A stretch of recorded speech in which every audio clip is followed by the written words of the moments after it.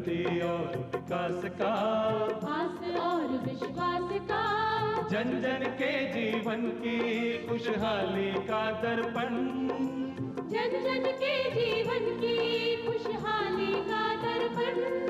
ये है कृषि दर्शन, ये है कृषि दर्शन, ये है कृषि दर्शन।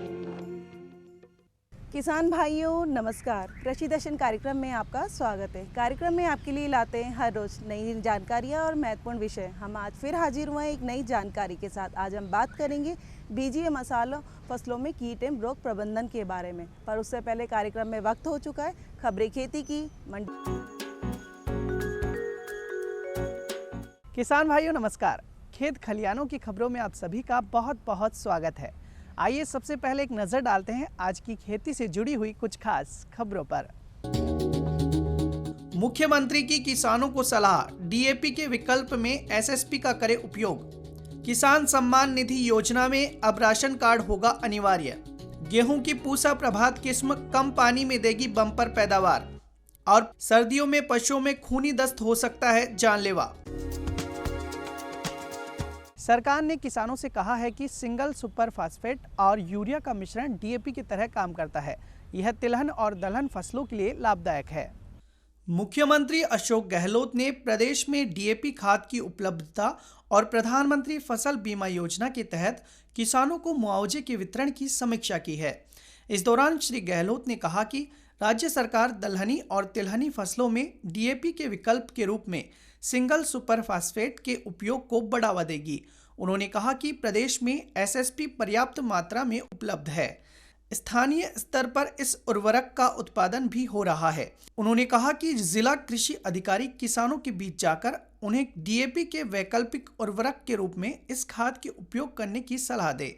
इस समीक्षा बैठक के दौरान कृषि मंत्री लालचंद कटारिया ने कहा कि विभाग की ओर से गोष्ठियों और कॉल सेंटर के माध्यम से किसानों को एसएसपी के उपयोग के लिए लगातार जागरूक किया जा रहा है। जिला कलेक्टरों को भी डीएपी के उचित वितरण के संबंध में मॉनिटरिंग के निर्देश दिए गए हैं। पीएम किसान सम्मान निधि योजना को पारदर्शी बनाने के लिए सरकार ने बड़ा बदलाव किया है। अब पीएम किसान सम्मान निधि योजना के लिए राशन कार्ड अनिवार्य होगा। केंद्र सरकार ने पीएम किसान सम्मान निधि में फर्जीवाड़े पर अंकुश लगाने की शुरुआत कर दी है। इसके तहत सरकार ने राशन कार्ड को इस योजना के लिए अनिवार्य कर दिया है। योजना में राशन कार्ड की अनिवार्यता होने से अब परिवार में यदि पति पत्नी दोनों इस योजना के लिए आवेदन करते हैं तो इनमें से सिर्फ एक ही को योजना का लाभ मिलेगा। अभी तक पीएम किसान सम्मान निधि योजना का लाभ पति पत्नी दोनों को मिल रहा था। नई व्यवस्था के तहत योजना को अधिक पारदर्शी बनाने का प्रयास किया जा रहा है। अब अन्य दस्तावेजों को जमा कराना जरूरी नहीं होगा, सिर्फ उनकी फोटोकॉपी अपलोड करनी होगी। इस तरह अब किसान को मात्र एक दस्तावेज राशन कार्ड की ज़रूरत होगी। अन्य दस्तावेज जैसे खतौनी, आधार कार्ड, बैंक पासबुक और घोषणा पत्र की हार्ड कॉपी जमा कराने की ज़रूरत नहीं होगी। भारतीय कृषि अनुसंधान परिषद ने गेहूं की 2 नई किस्मों को किसानों के लिए बाजार में लाने हेतु अनुमति प्रदान की है। गेहूं की ये 2 नई किस्में अगले साल बाजार में किसानों के लिए उपलब्ध होंगी। भारतीय कृषि अनुसंधान परिषद ने गेहूं अनुसंधान परिषद इंदौर की ओर से विकसित गेहूं की 2 नई प्रजातियों पूसा प्रभात और पूसा वकुला को किसानों के लिए रिलीज कर दिया है। गेहूं की ये दोनों किस्में अगले साल तक किसानों को बाजार में मिल सकेंगी। गेहूं अनुसंधान केंद्र इंदौर के वैज्ञानिक AK सिंह ने कहा कि पूसा प्रभात किस्म कम सिंचाई वाली किस्म है। बोना कद होने के कारण ये 2 से 3 सिंचाई में ही पक जाती है। इस किस्म की खासियत यह है कि यह सूखा और गर्मी सहने में सक्षम है। इनकी बालियां समय पर पक जाती हैं। इस किस्म की परिपक्वता अवधि 105 से 138 दिन है। श्री सिंह ने कहा कि दूसरी गेहूं की पूसा वकुला किस्म अधिक पानी वाली किस्म है, जिसकी सर्दी आने पर ही बुआई करनी चाहिए। इसमें 4-5 सिंचाई करनी पड़ती है। यह किस्म 118 दिन में पकती है। सर्दियों के दौरान पशुओं में खूनी दस्त सामान्य दस्त से गंभीर हो सकते हैं। इस रोग से बचाव के लिए पशुपालक भाई इनकी साफ सफाई का विशेष ध्यान रखें, साथ ही इनके पीने के पानी को भी लगातार बदलते रहें। पशुओं में खूनी दस्त की समस्या को देखते हुए किसानों को विशेष सावधानी बरतनी चाहिए। यह रोग तेज सर्दी में जोर पकड़ सकता है।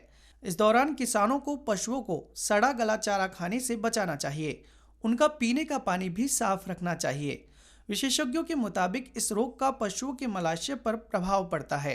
आमतौर पर इस रोग से भेड़, बकरियां और बछड़े बछड़ियां प्रभावित होते हैं।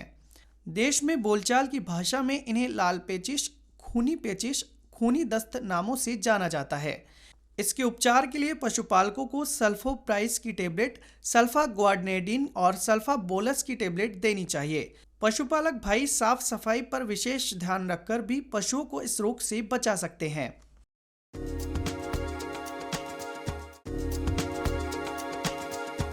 किसान भाइयों, खबरें खेती की में आज इतना ही। आप देखते रहिए कृषि दर्शन। नमस्कार। किसान भाइयों, कार्यक्रम में एक बार आपका फिर से स्वागत है। कार्यक्रम की शुरुआत में हमने आपको बताया था, आज हम जानकारी लेंगे बीजीय मसाला फसलों में कीट एवं रोग प्रबंधन के बारे में। मसाला फसलों में कौन कौन से कीट एवं रोग लग जाते हैं और समय रहते हुए हम उनका उपचार कैसे कर सकते हैं और अच्छा उत्पादन प्राप्त कर सकते हैं। इस विषय पर जानकारी देने के लिए आज हमने कार्यक्रम में आमंत्रित किया है डॉक्टर कृष्णकांत जी को। किसान भाइयों, रबी का मौसम शुरू हो चुका है और इसी मौसम में हम बीजीय मसालों की खेती करते हैं। बीजीय मसाला फसलें जिसमें प्रमुख तौर पर जीरा, धनिया, सौंफ, मेथी, अजवाइन, कलौजी इत्यादि हैं। इनकी उपज इसी मौसम में, यानी ठंड के मौसम में, जो रबी का मौसम कहते हैं, इसी मौसम में ली जाती है। और जैसा आप जानते हैं, बीजीय मसाला फसलें जो है हमारी, ये उच्च लागत वाली फसलें हैं। अतः हमें ये प्रयास करना चाहिए कि इसका अधिक से अधिक उत्पादन लें और खेतों के अंदर इसका कम से कम नुकसान हो, जिससे हम ज़्यादा से ज़्यादा इसमें से मुनाफा अर्जित कर सकें। किसान भाइयों, बीजीय मसाला फसलों में तमाम कारणों के साथ जो एक प्रमुख कारण है जिससे हमारे फसलों को सबसे ज़्यादा क्षति होती है, वो है रोग और कीटों द्वारा इससे होने वाला नुकसान। इन नुकसान से हमारी फसलों को बहुत ज़्यादा कमी आती है और कुछ बीमारी तथा कीटों से पूरे फसल ख़त्म होने की संभावना बनी रहती है। अतः हमें इसका समुचित नियंत्रण समय पे करना चाहिए, जिससे हम इस नुकसान से बच सकें। अब हम अगर इस नुकसान को देखें तो इसमें प्रमुख तौर पर कीट और रोग से संबंधित जो बीमारियां हैं, इनके बारे में हमें जानना चाहिए। अगर हमें इनकी जानकारी है तो हम इनका समुचित निदान कर सकते हैं। प्रमुख बीमारियों में मृदा से फैलने वाली जड़ गलन, उकठा रोग, जिसको उकठा रोग भी बोलते हैं, अंग्रेजी में इसको बिल्ट बोलते हैं, जो एक प्रमुख बीमारी है जिससे बहुत ज़्यादा नुकसान होता है। दूसरा झुलसा रोग है जिसको ब्लाइट बोलते हैं, इससे भी हमारी फसल को बहुत ज़्यादा नुकसान होता है। और इन दोनों बीमारियों से हमारी प्रमुख बीजीय मसाला फसल जीरा को काफ़ी ज़्यादा क्षति होती है और कभी कभी तो पूरी की पूरी फसल ही इससे ख़राब हो जाती है।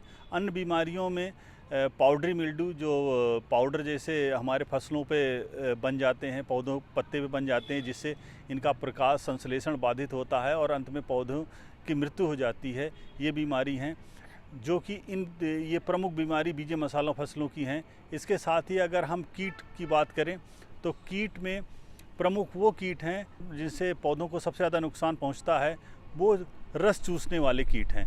रस चूसने वाले कीट से बीजीय मसाला फसलों को सबसे ज़्यादा नुकसान पहुंचता है। हम कह सकते हैं कि हमारी फसलों में 90% से ज़्यादा नुकसान इन्हीं रस चूसने वाले कीटों से होता है। और इन कीटों में प्रमुख कीट थ्रिप्स, एफिड, जो माहू बोलते हैं, माहू मोयला के नाम से हम जानते हैं, इन दो कीटों से सबसे ज़्यादा नुकसान पहुंचता है। इसके अलावा अन्य कीटों में फल भेदक कीट हैं, बीज भेदक कीट हैं, इनका भी काफ़ी महत्व है, क्योंकि हमारी बीजीय मसाला फसलें बाहर निर्यात की जाती हैं और इनसे ग्रसित बीजों को हम बाहर नहीं भेज सकते हैं, क्योंकि इससे ग्रसित बीजों में इनके लार्वा बीज के अंदर पाए जाते हैं और इनके पाए जाने की वजह से हम इन्हें बाहर निर्यात नहीं कर सकते हैं। अतः इनका भी काफ़ी महत्वपूर्ण कीट हैं और इन्हें हमें नियंत्रण करना चाहिए। इसके अलावा जो रस चूसने, बीज बनते समय रस चूसने वाले कीट हैं, बग्स जो है, नाइसस बग्स और लाइगस बग्स हैं जो काफ़ी नुकसान पहुंचाते हैं। ये कीट हैं, प्रमुख तौर पर ये कीट हैं। और कुछ नेमाटोड हैं जो भी इस फसलों को हमारे नुकसान पहुंचाते हैं, जिसमें एक नेमाटोड है जिसको प्रोटाइलेंकस नेमाटोड बोलते हैं, जो हमारी जीरे की फसल खासकर को काफ़ी नुकसान पहुंचाते हैं। ये जीरे की जड़ को चूसते हैं और इनके चूसने के कारण जिस जगह पे चूसते हैं वहाँ से उकठा फैलाने वाले रोग होते हैं, कवक होते हैं, वो पौधों के अंदर आते हैं। तो ये प्रमुख रोग और कीट हैं जिन्हें हमें जानना चाहिए और समय पे नियंत्रण करना चाहिए। अब हम बात करते हैं कि कैसे इनका समुचित और समय पे निदान करें। किसान भाइयों, जैसा आप जानते हैं अब बुआई का समय शुरू हो गया है और कुछ लोगों ने शुरू भी कर दिया है, लेकिन ज़्यादातर अभी बुआई नहीं हुई है, शुरू करने वाले हैं किसान। तो इस समय हम अगर देखें कि कौन सी रोग और बीमारी हैं जो सबसे प्रथम तौर पे आएंगी, इनमें उकठा और बिल्ट प्रमुख हैं, जो हमारी फसल के बुआई के उगने के तुरंत बाद इनका प्रकोप शुरू हो जाता है। इनसे बचाव के लिए हमें बीज उपचार करना चाहिए। बीजोपचार के लिए हमें, अगर हम रसायन से उपचार करते हैं तो मैंकोजेब 2 ग्राम और बेविस्टीन 1 ग्राम, इसको 1 ग्राम प्रति किलो बीज की दर से इसको उपचारित करें। अगर हम जैविक तरीके से उपचार करना चाहते हैं तो ट्राइकोडर्मा विरिडी होता है, ट्राइकोडर्मा विरिडी 5 ग्राम प्रति केजी बीज को उपचार करके हमें इसकी बुआई करनी चाहिए। इसके साथ अगर किसान भाई जो हमारा जैविक नियंत्रण के ट्राइकोडर्मा विरिडी, सीडोमोनास फ्लोरेसेंस और बैसिलस सब्टिलिस, अगर हम इन तीनों को कंपोस्ट में मिला करके 10 दिन बाहर रख दें और इसको जूट बैग से ढक करके इस पर थोड़ा सा पानी छिड़काव कर दें, जिससे इसे कवक अंदर पूरी तरह से पनप जाएं।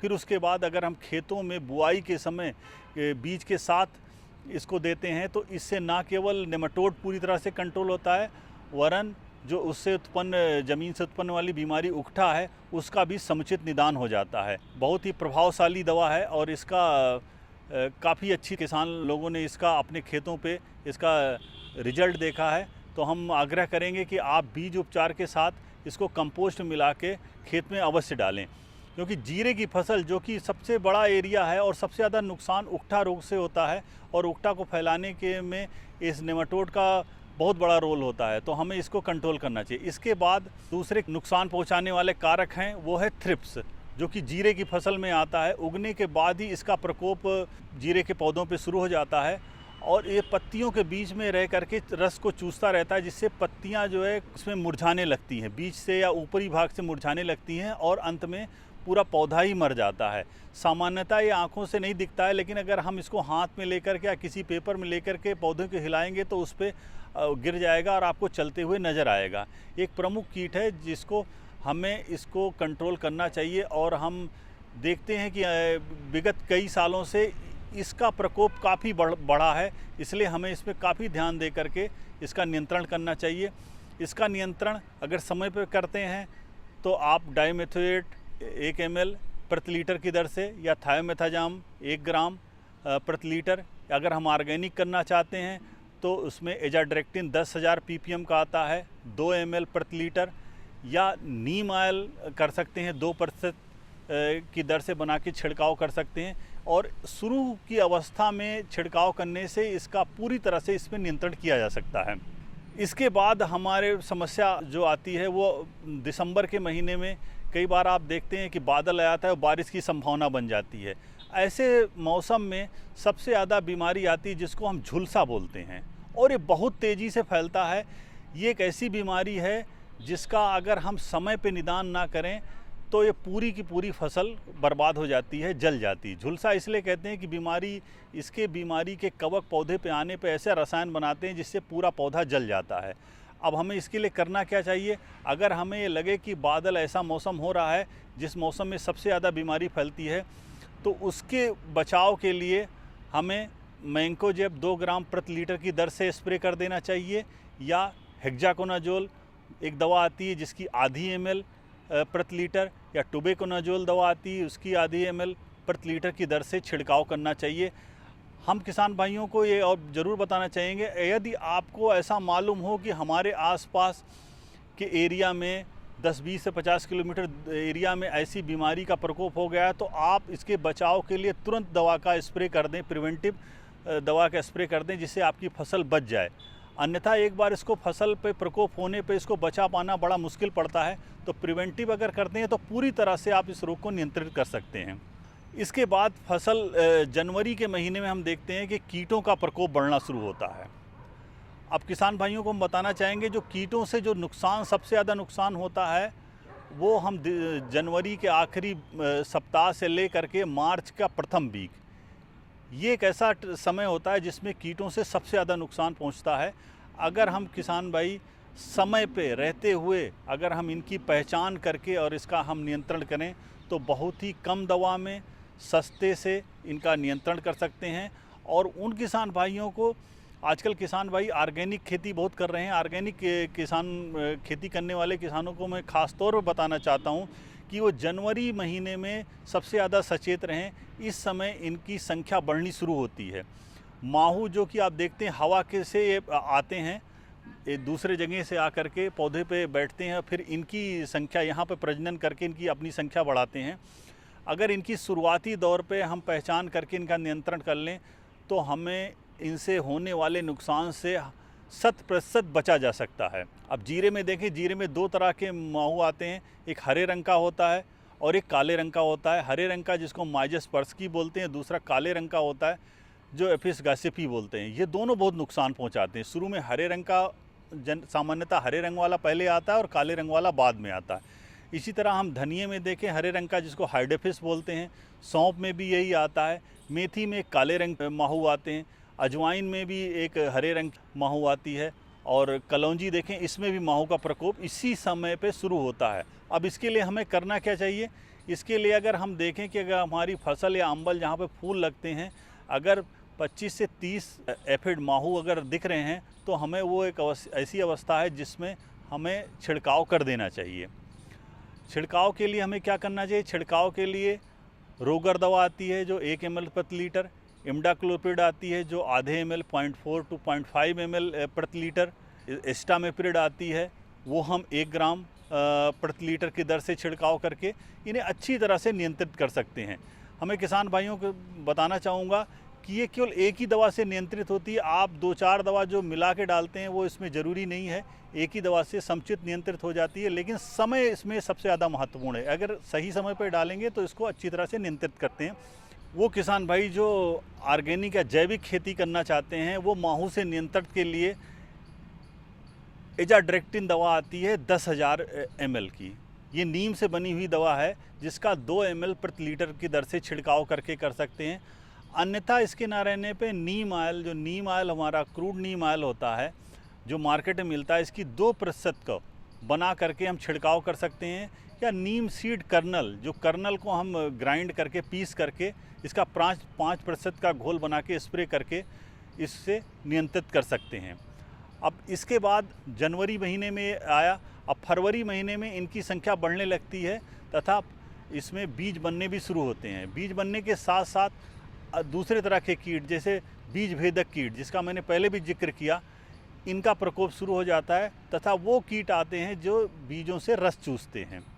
अब बीज भेदक कीट जो है ये अपने अंडे जो बीज बनते हैं उसके अंदर दे देते हैं और उसके बच्चे अंदर ही रहते हैं और अंदर बड़े होकर के फिर बाहर वयस्क के तौर पर बाहर निकलते हैं। इनसे भी बहुत नुकसान होता है, बाहर निर्यात नहीं किया जा सकता। बाहर कीट से ग्रसित कोई भी बीजे मसाला फसलें स्वीकार नहीं की जाती हैं, तो इनका भी उचित समय पे नियंत्रित करना बहुत ज़रूरी होता है। इसके लिए आप स्त्रित क्रॉप सोया होता है, डिल, उसके साथ कर सकते हैं, उसके साथ खेती करने में इसका प्रकोप कम होता है। या हम जो माहू वाले जो दवा है इम्डाक्लोपिड की हम बात किए, थायोमेथाजाम, ये भी काफ़ी अच्छी तरह से इसको कंट्रोल कर सकते हैं। दूसरी एक दवा है थायोक्लोप्रिड। थायोक्लोप्रिड दवा भी इसमें काफ़ी इफ़ेक्टिव है जो 0.4 ml प्रति लीटर की दर से छिड़काव करने से इसमें अच्छी तरह से इसमें नियंत्रित किया जा सकता है। दूसरे वो कीट हैं, खासकर सौंफ और अजवाइन में लगने वाले जो बग्स का मैंने जिक्र किया था, ये रस चूसते हैं। रस चूसने के कारण ये बीज भी हल्के बनते हैं तथा इसकी प्रजनन क्षमता पे बहुत ज़्यादा फ़र्क पड़ता है। इससे अगले साल में उस बीज को हम बिजाई के लिए नहीं इस्तेमाल कर सकते हैं, क्योंकि रस चूसने के कारण उसमें प्रजनन क्षमता ख़त्म हो जाती है। अब इनका भी नियंत्रित जो सकिंग पेस्ट के हम बताए उसको समय पर रह के छिड़काव करके कर सकते हैं। किसान भाई, ये प्रमुख रोग और बीमारियां हैं जिनको हम समय पे दवा डाल करके अच्छी तरह से कंट्रोल कर सकते हैं। अंत में मैं सभी किसान भाइयों से आग्रह करूंगा कि आप बीजोपचार पे ज़्यादा से ज़्यादा ध्यान दें। अगर हम बीजोपचार करते हैं, केवल एक इस प्रक्रिया से हम बहुत सी बीमारी और कीटों का नियंत्रित कर सकते हैं। ना केवल नियंत्रित कर सकते हैं, जबकि बहुत सी दवाएं जो हम पौधों के ऊपर डालते हैं उससे बचा भी जा सकता है। धन्यवाद। उम्मीद है किसान भाइयों कार्यक्रम में दी गई जानकारी का भरपूर लाभ उठाएंगे। अगर आप हमारे कार्यक्रम में कुछ नया देखना चाहते हैं या कोई सुझाव जो आप हमें देना चाहते हैं तो देर किस बात की, हमारा पता लिखिए। हमारा पता है कार्यक्रम कृषि दर्शन, DD राजस्थान, दूरदर्शन केंद्र, जयपुर। आप हमें ईमेल भी कर सकते हैं। हमारा ईमेल ID है krashidarshanjaipur@gmail.com। हम आपसे फिर मिलेंगे नई जानकारी, नई विषय और नई सोच के साथ। तब तक के लिए दीजिए इजाज़त। नमस्कार।